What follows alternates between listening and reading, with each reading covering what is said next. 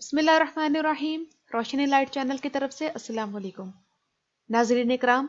جب اینگن آلتان پاکستان کی ایک سوسائٹی کے برانڈ ایمبیسڈر بنے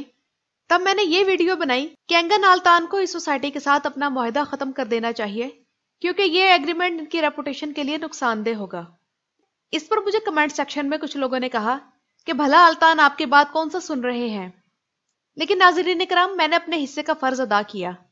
اور پھر یوں ہوا کہ آلتان کے کسی پاکستانی خیر خواہ نے ان کو سمجھا بجھا کر ان کی ریپوٹیشن داغدار ہونے سے بچا لی۔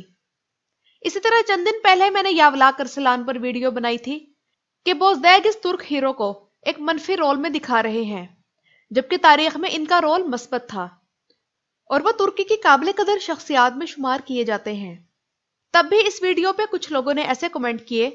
کہ پھر آپ ڈرامہ بنا لیں، یا یہ کہ بوزدیگ کون سا آپ کی بات سن رہے ہیں، وغیرہ وغیرہ۔ ناظرین اکرام، میں جانتی ہوں کہ بوزدیگ اردو نہیں سمجھ سکتے اور نہ ہی وہ بیٹھ کر میری ویڈیو دیکھتے ہیں، مگر سوشل میڈیا کے ذریعے ہی اپنی بات آگے پہنچائی جاتی ہے۔ غلط کو غلط اور صحیح کو صحیح کہا جاتا ہے اور پھر یہی خیالات مل کر ایک طاقت بن جاتے ہیں۔ آپ لوگ سوچ رہے ہوں گے کہ ایسا کیا ہو گیا جو میں اتنی لمبی تمہید باندھ رہی ہوں، تو تازہ ترین خبر یہ ہے کہ یاولاک ارسلان، جن کا کردار کرولوش عثمان میں ایک ویلن کے طور پر دکھایا جا رہا تھا، اب فوری طور پر تبدیل کیا جائے گا،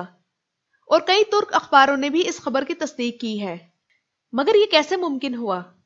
تاریخ کے مطابق مظفر الدین یاولاک ارسلان اناتولیا میں کستامنو کے علاقے میں چوبانوگلو قبیلے کے سربراہ تھے۔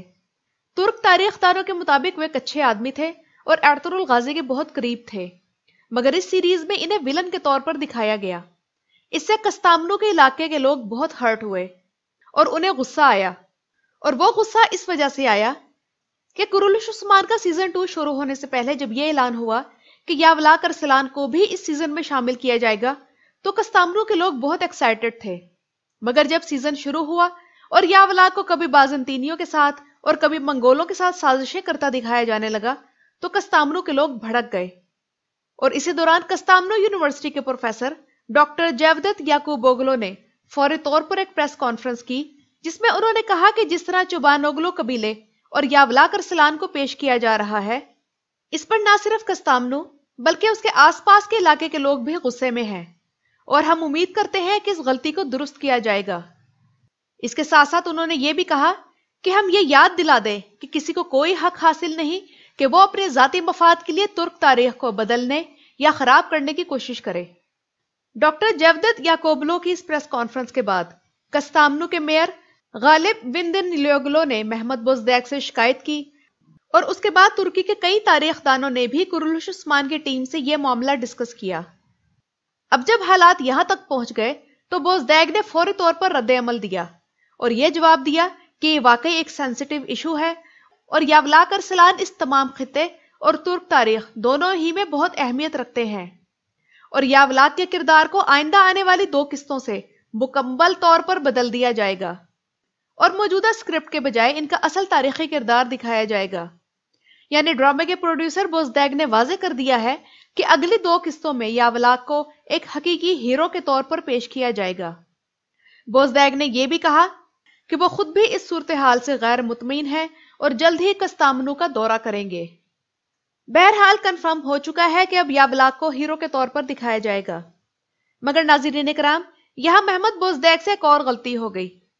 بلکہ غلطی بھی نہیں کہنا چاہیے، اگر بوزدیگ اس معاملے کو اس طرح لے کے جاتے تو زیادہ مناسب تھا۔ اب مفت کے مشورے دینا چونکہ میری عادت ہے تو میں یہاں آپ لوگوں سے ڈسکس یہ کرنا چاہتی ہوں کہ بوزدیگ کو یہ بات چھپانی چاہیے تھی کہ کرولوش عثمان کی اگلی 2 قسطوں میں یاولاک کو ہیرو کے طور پر پیش کیا جائے گا۔ بوزدیگ کستامنو کے لوگوں، کستامنو کے میئر اور ترکی کے تاریخ دانوں کو تسلی تو دے دیتے، مگر عوام پر یہ راز نہ کھولتے، اور اگلی 2 قسطوں میں جب یاولاک ہیرو کے طور پر سامنے آتے تو ڈرامے کی ریٹنگ نے ایک دم بوم کرنا تھا۔ کیونکہ میں آپ لوگوں کو سچی بات بتاؤں کہ بوزدیگ خود سب سے بڑے سپوائلر ہیں۔ آپ ان کے ڈرامے کا ٹریلر دیکھ لیں، سب پتا چل جاتا ہے کہ اگلی قسط میں کیا ہوگا، اور یہی کام یہاں بھی ہوا۔ مگر معلوم یہ ہوتا ہے کہ بوزدیگ اتنے لوگوں کے احتجاج سے انڈر پریشر ہو گئے، اور اسی لیے انہوں نے ان لوگوں کو تسلی دینے کے لیے پہلے ہی اعلان کر دیا۔ لیکن جو ہوا اچھا ہوا، کیونکہ اس سے پہلے بھی بوزدیگ کرولوش عثمان کے سیزن 1 میں اپنے ڈرامے کی ریٹنگ بڑھانے کے لیے علی شار بے کے کردار کو منفی دکھا چکے ہیں۔ حالانکہ علی شار بے بھی تاریخی طور پر اچھا شخص تھا اور ترکی کی تاریخ میں ایک مثبت شہرت رکھتا ہے، مگر خوشی کی بات یہ ہے کہ ابھی بھی سوسائٹی میں ایسے لوگ موجود ہیں جو کہ تاریخ کو داغدار ہونے نہیں دینا چاہتے، اور موجودہ احتجاج کو دیکھتے ہوئے آئندہ بوزدیک کو اسکرپٹ لکھتے ہوئے یا کسی نئے کردار کو شامل کرتے ہوئے محتاط رہنا ہوگا جس کا تعلق سلطنت عثمانیہ کے ساتھ ہو۔ آپ لوگ خود سوچئے کہ اگر ابھی محمد بوزدیک کی زندگی پر کوئی ڈرامہ بنایا جائے اور اس میں بوزدیک کو ایک ولن کے روپ میں پیش کیا جائے یا ان کا منفی کردار دکھایا جائے تو کیا بوزدیک اس بات کو پسند کریں گے؟